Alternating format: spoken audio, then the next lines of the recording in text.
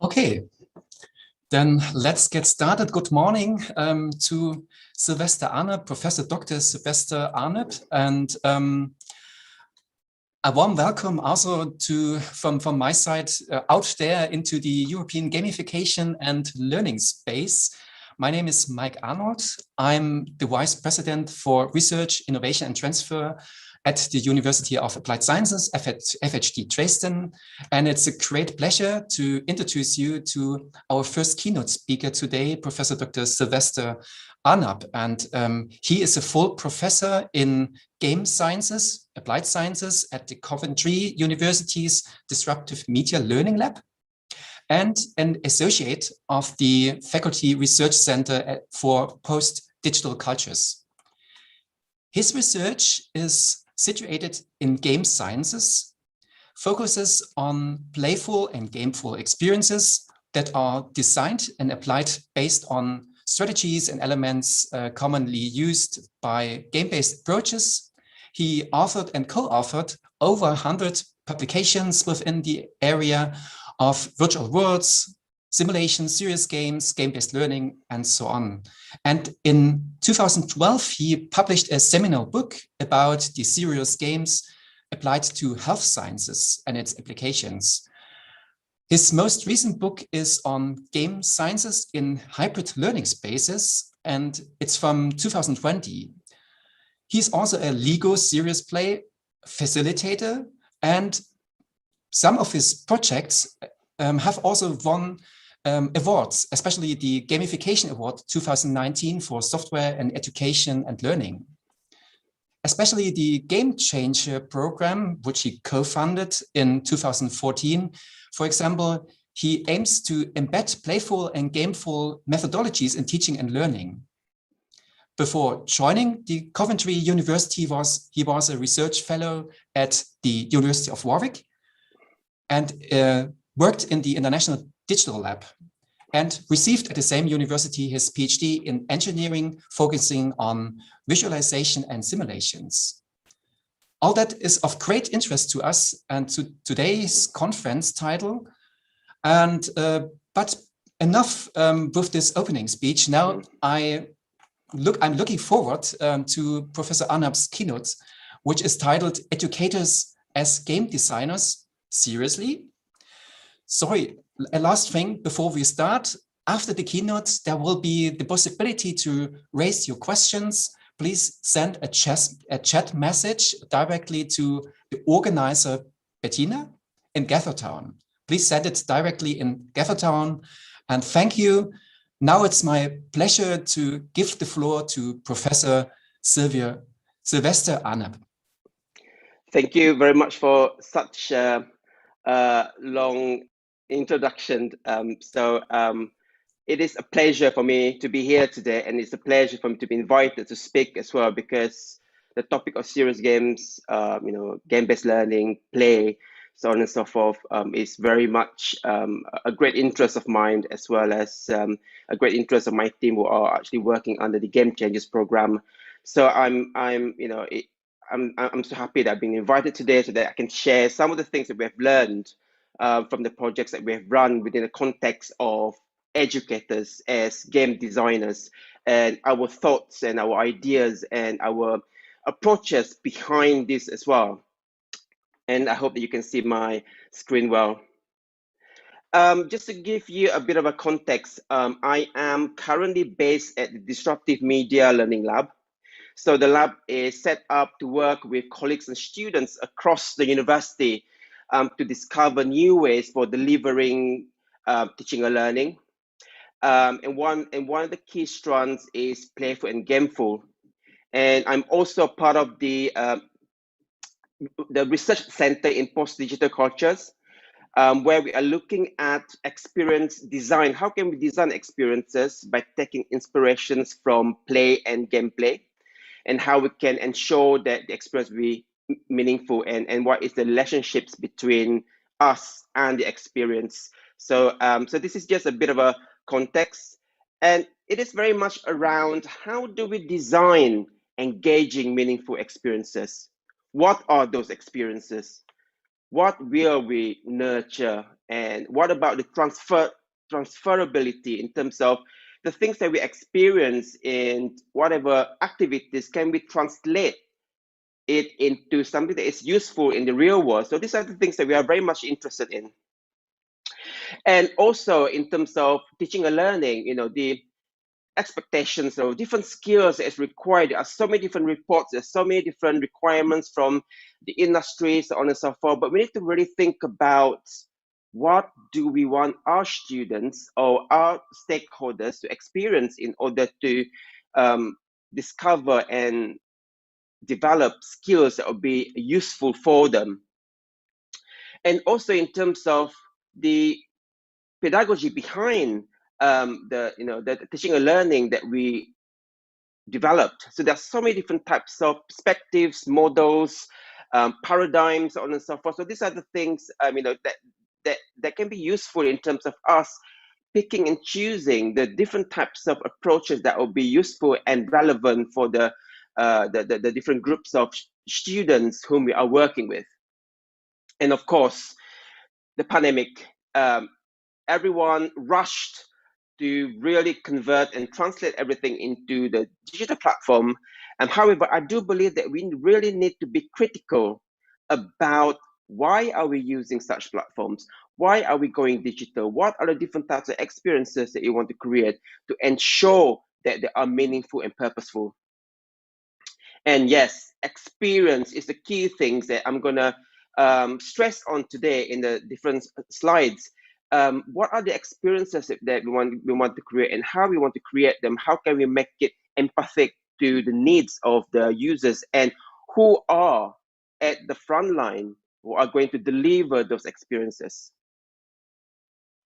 So from the work that we are doing, we are very much inspired by play in terms of how can we design experiences which are inspired by play and gameplay.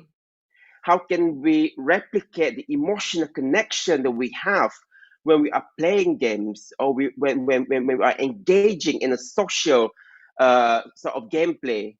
How can we replicate those emotional connections, the skills it will learn through those experiences, the social interaction, the autonomy, the agencies? How do we replicate that? So these are the things that is interesting for me. And play itself, there's so many different types of play, and how the different types of play can be linked with the different types of learning that can happen, whether it is creativity, the social emotional skills, physical skills, so on and so forth. How can we provide that link? So there are a lot of studies out there which are looking at the different types of play and how they can link it with the different types of learning, capacity development, so on and so forth. And the different types of play helps us to really think about the implementation. How do we implement them? How do we ensure that it would link with the learning objectives that you want to achieve?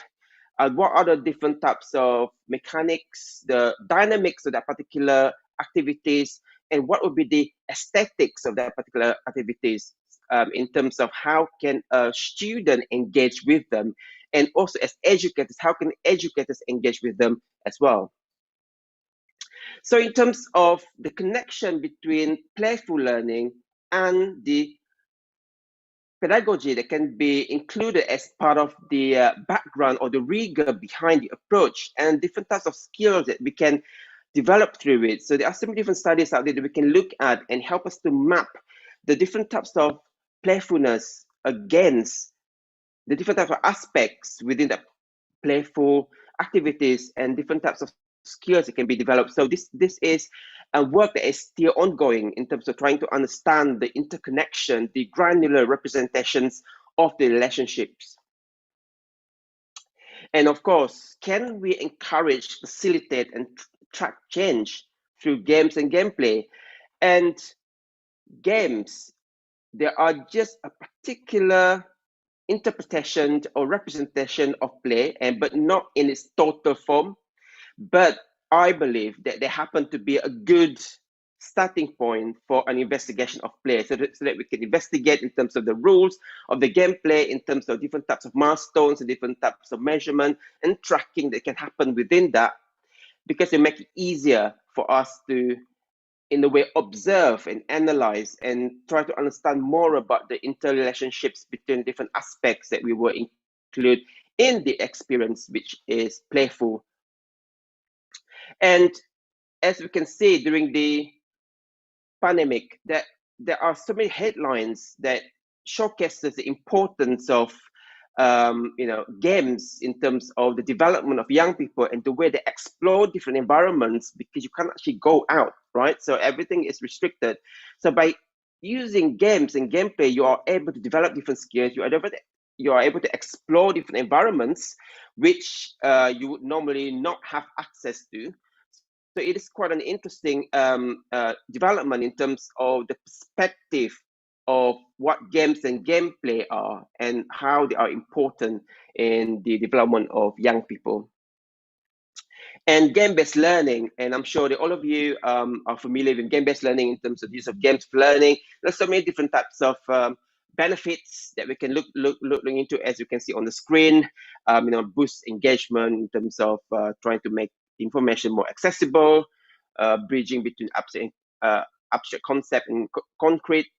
So there are so many different benefits that we can actually discover when we use game-based learning.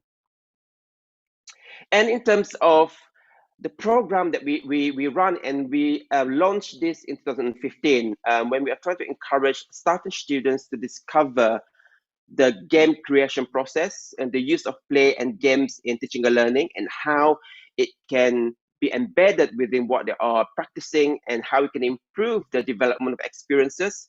Because it's not about the creation of a game, it's about the context of using the inspirations from the engagement factor, the social interaction, the emotional, social emotional skills, different types of capabilities that we can develop. Those are the things that we want people to understand, that it's not about the instrument, it's about the approach, and it's about the empathic understanding of how they can actually support teaching and learning. And as it was mentioned before, that we have won an award in 2019 for gamification in education and learning. So this is a program that we are running in the UK as well as in other countries. So the context is, it is all about thinking like a game designer. We don't have to be perfect. We don't have to be, it's like a massive, gamer. But it's all about understanding the context of games in terms of the mechanics, the rules, in terms of what are different types of things that we want the learners to learn, and what are different types of action that can happen within a particular experience you want to create. What is the dynamic in terms of the connection with the feedback cycle, the interconnection between the different types of activity or task that we can create within that particular experience. And then we can think about the aesthetic of it. So meaning that what are the interfaces? How would a learner interface or interact with that particular experience? How can we engage them? What are different features that we can include? And this cover both non-digital as well as digital, as well as hybrid. And I would like to encourage us to think about something that is more pragmatic in terms of the way that we look at how we create such experiences. So I do believe in a more holistic approach in terms of the learning needs, the context should inform the different types of gameplay or gameful design, as well as the technology that we want to use. Of course, we can be inspired by technology, different types of technology which are out there, but we really need to critically think about what are the gaps in the learning, how are we going to support the learners, what are different types of activities and dynamics, assessment that we want to create. And then we can think of how can we embed different gameful design aspects, the playful aspects that will help us to understand more about how can we make it happen. So the last thing that we can think about is how can we enable this through technology, or whether it's analog technology or digital or hybrid. So we can think of something that is going to make it easier for anyone to design experiences without being a bit overwhelmed by the complexity of technology. So this approach has been used in our own universities, where the lecturers are working with students, they're working with students from computer science as well as students from arts and design. So this is an example of progressive game which is created by them to support the teaching and learning of Italian language. So you can walk around in Coventry City Center, and you can actually go through the different stories, different narratives, and different activities be triggered at different parts of the city. So you can learn and you can practice the language as well. And what they did was they didn't come up with the technology first. They come up with what are the gaps, what are different types of activities, how can we make it playful, what are different types of aspects, and then think of what can we get, what can we be inspired from. So the inspiration here was Pokemon Go. When it first came out, and it was so successful. So that was the inspiration. So hence the creation of this game, when they used an open source platform which is called Tailblazer, which is created by colleagues at the MIT in the US. So we have a connection with them. So the student and the lecturers, they created this game themselves. Right. So how do we make it practical? What is the practical step for us to onboard and get through the process? I do believe in onboarding, making sure that anyone who is interested in creating experiences inspired by play and games, we need to onboard them, get to understand more about the co-creation process, because there is a huge value in the process of game making, where all of us come together and create something that is meaningful.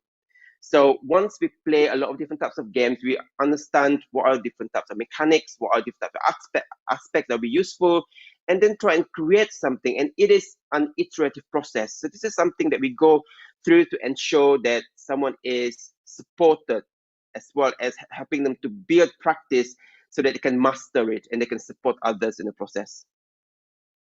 So one of the process that we the method we use in the different workshops, the different training that we have done with educators, with teachers, with stakeholders who are interested in creating games.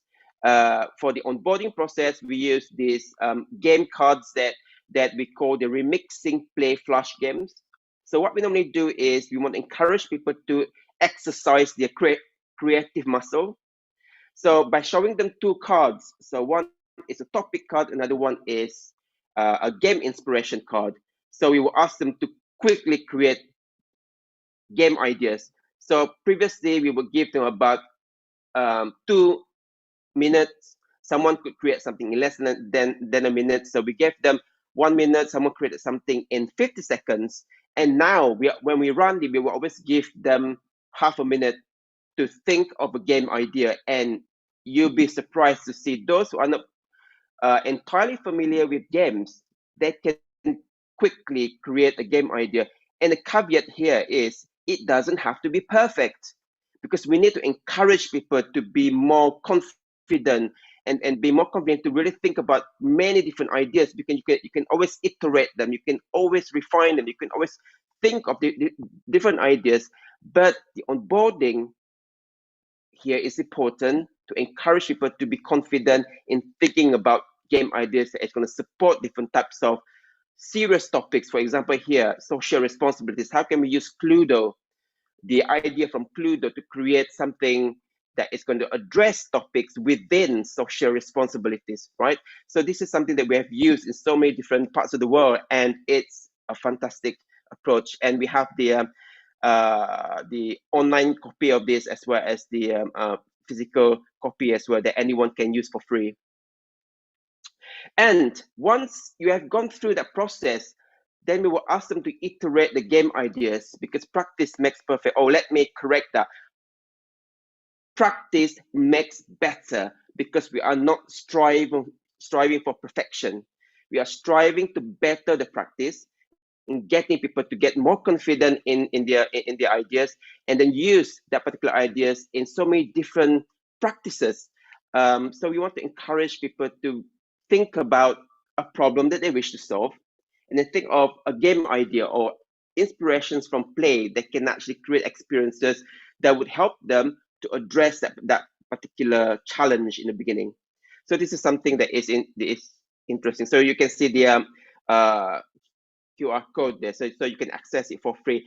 And just to mention that everything that we provide under GameChangers, they are all free, open educational resources to encourage educators to really explore different ways for accessing and practicing this particular approach.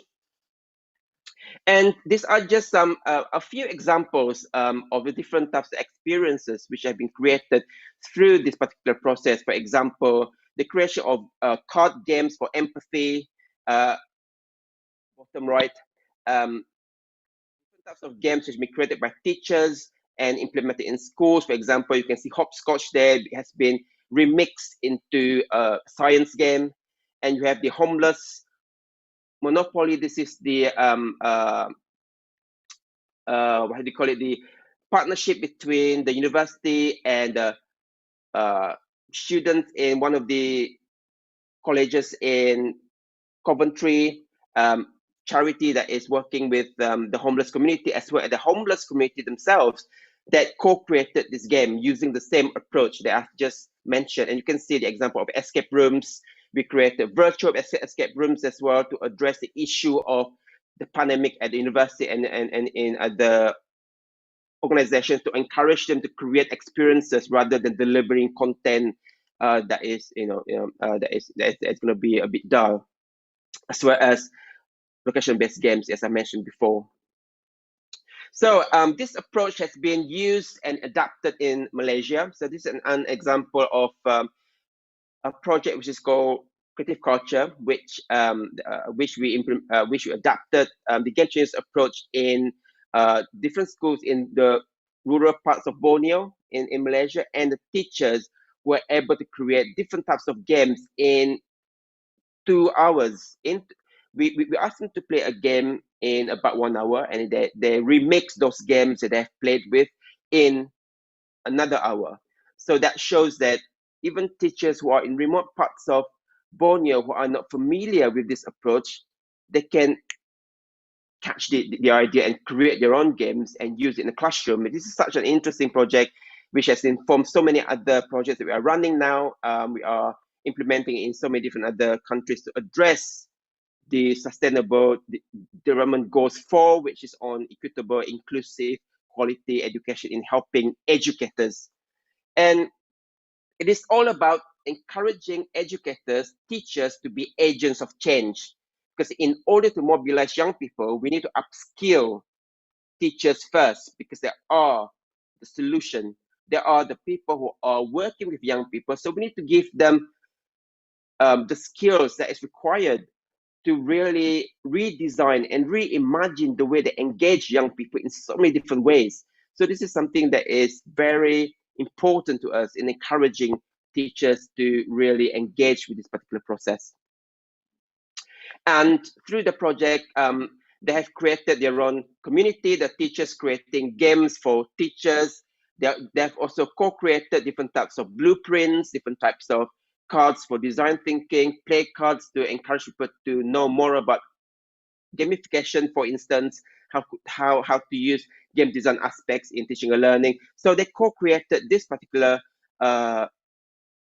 resources, which is important to encourage a community, because it's not about us creating something for the teacher, it's about the teachers themselves taking control, the autonomy and the agency, which is important. And as you can see through the project itself, so the university has acknowledged the impact that we have achieved there. So they have set up the first gamification center for education in Malaysia. So as you can see, the physical space they created, and also you can see on the bottom right, they've got the Creative Culture TV, where they are trying to support teachers during the pandemic. So they're creating their own YouTube channels and creating videos and tutorials and different webinars and unwebinars, so on and so forth, to encourage teachers and to support teachers as well. So this is something that is, I think, is important. And the project has informed another project where we implemented GameChangers in also in Malaysia, of course, and Vietnam and Indonesia, where we are looking at social resilience and how can play support that. So we're using the same approach in trying to encourage and support teachers who are actually the frontliners in this particular in these three countries. And as you can see here, in terms of the way that we work in this particular area, is we have to understand that onboarding is important, to understand the scientific evidence behind the approach and how we can map the different aspects that can actually inform the design of experiences. Here through GameChangers has really helped us to understand more about how we can actually support the different stakeholders, different parts of the world, which has also informed creative culture, and some of the approach has informed Beaconing as well, where Beaconing is a project funded by Horizon 2020, which ended in 2019, where we used the same approach to create an authoring tool for teachers. So it's all about teachers as the agents of change, so that they can be empowered to create their different resources. And of course, in terms of now, this project has really grown into different training of teachers. For example, the Creative Culture 4.0, we are training 400 teachers in Malaysia. And we are also engaging with teachers in Vietnam and Indonesia under the ESSES project. So we are still working on with different partners. But there are so many different other projects that we are running apart from this, as you can see here. So different approaches that we embedded in different projects that we are running in terms of the empathic perspective of using games and play in teaching and learning, because I think it is important to be critical about it. And of course, our approaches have also been featured by the School Education Gateway. For example, here in terms of how do you encourage teachers to level up in the understanding and the skills in games and learning. So our approach has been used as part of the levels in terms of GameChangers, in terms of beaconing, in terms of the different methods that we've used in the various projects. So this is such an interesting and exciting part of the work for us to be able to help teachers in different parts of the world. And to end, I would like to encourage everyone to think about experiences they want to create. Experience should come first, because we have to make sure that not only that we need to engage the learners, we need to make sure that the activities that they are running or they are in, they are all meaningful and purposeful. So we need to understand more about how we can create that and take inspirations from the simple things in life, the different games and different playful activities that we have done in the past. Those are the things that we can learn from and how we can actually level up in the process. Thank you very much, everyone. Yeah, it's great to have shared some of the work that we are doing. I wish I can actually have more time to go in depth into some of the different approaches that we have used. But you can always contact me if you have any questions. And as was mentioned before, this book was released last year. So yeah, thank you very much to the organizer, and I hope that everyone will have fun today and enjoy the conference. Thank you very much. Thank you so much for your insightful talk, and for the especially for the GameChangers project, which is working around the world, and you have so many different exercises, so many different games already developed and made research on it.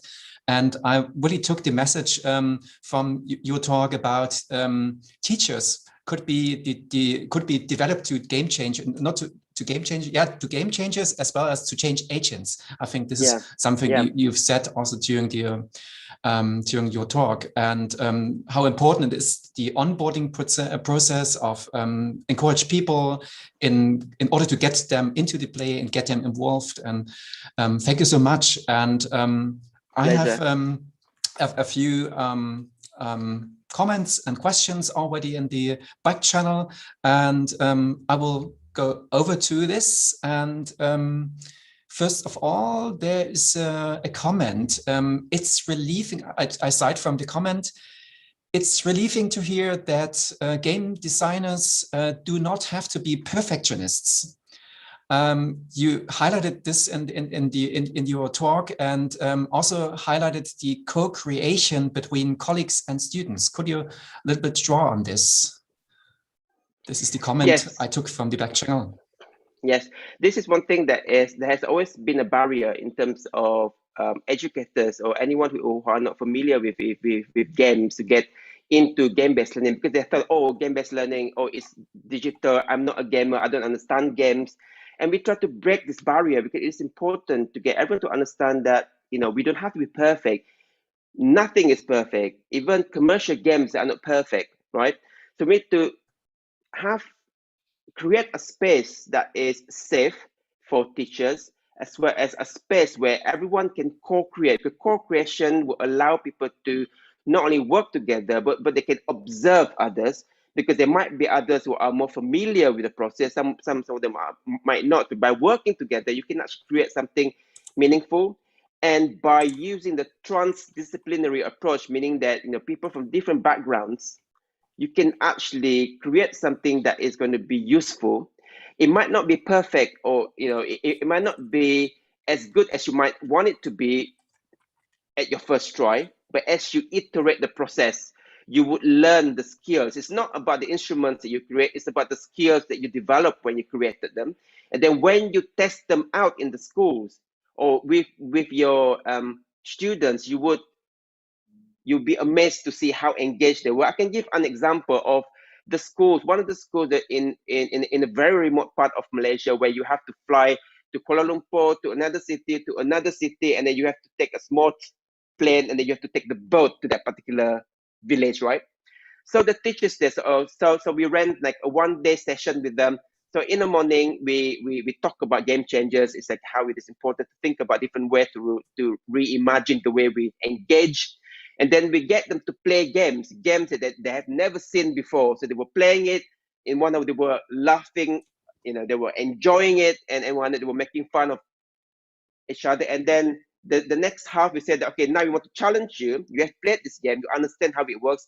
Can you recreate a game that is going to address a subject you are teaching? So they work in a group of 2. So in, I think, in less than 1 hour, they managed to create a prototype of those games. And they were amazed, and they were like, oh my God, we didn't think that we could actually create games.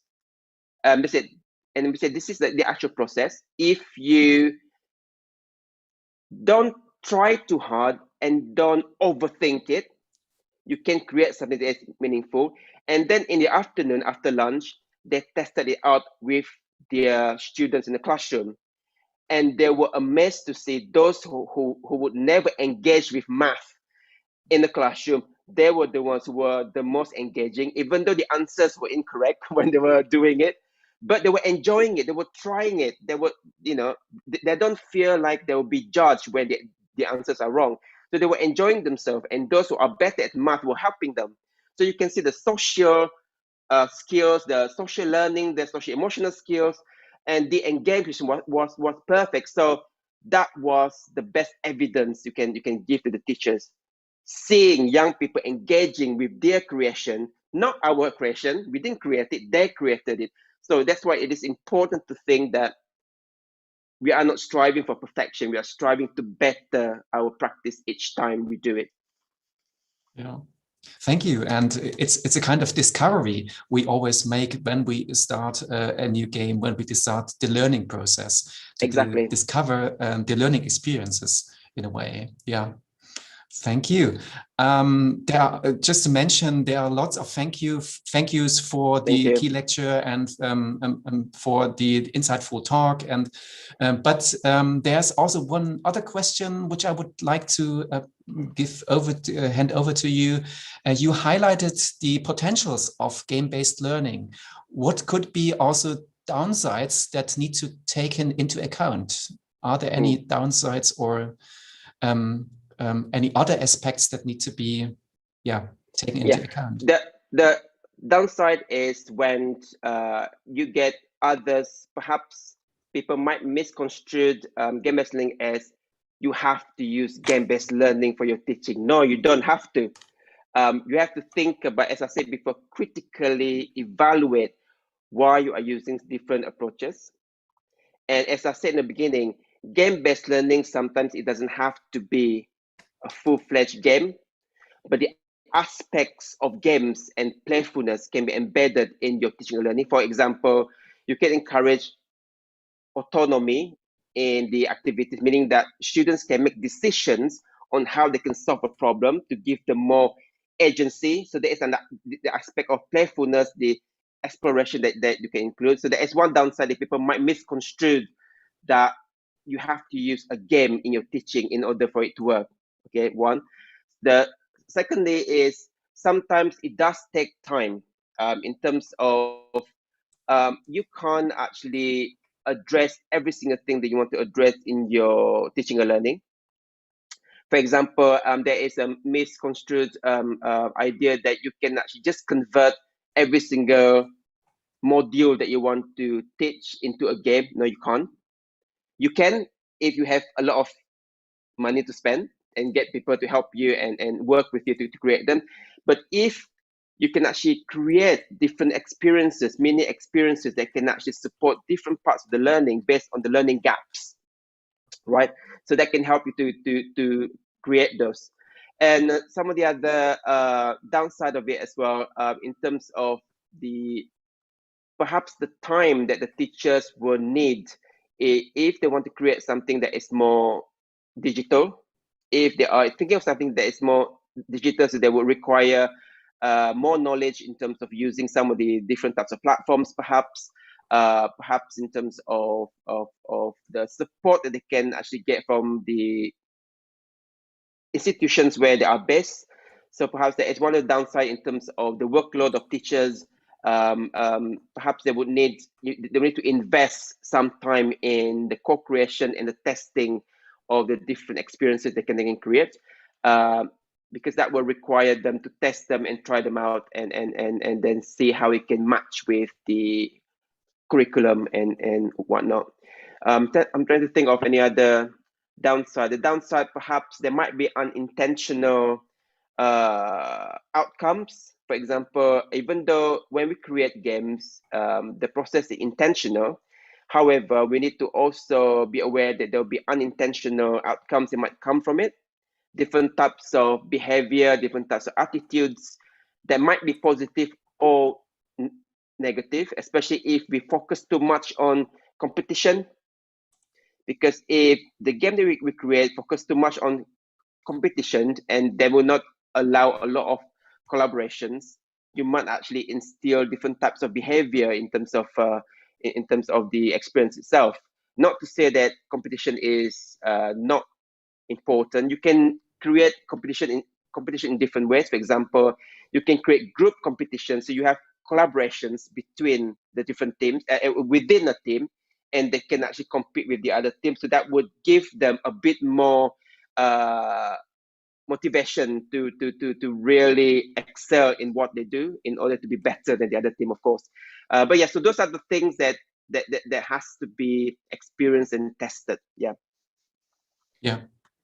Thank you so much for the answer to the question. Because of time reasons and the schedule, we have to end it here. Yeah. But we have the possibility to, there is a possibility to go to the presenters lunch. And if you have some time, and we'll stay for a few minutes into Gathertown, so there would be the possibility also to raise other questions later in Gathertown. And okay, and the last thing is for today. I thank you so much for the presentation, for the keynote speech, and hopefully I will.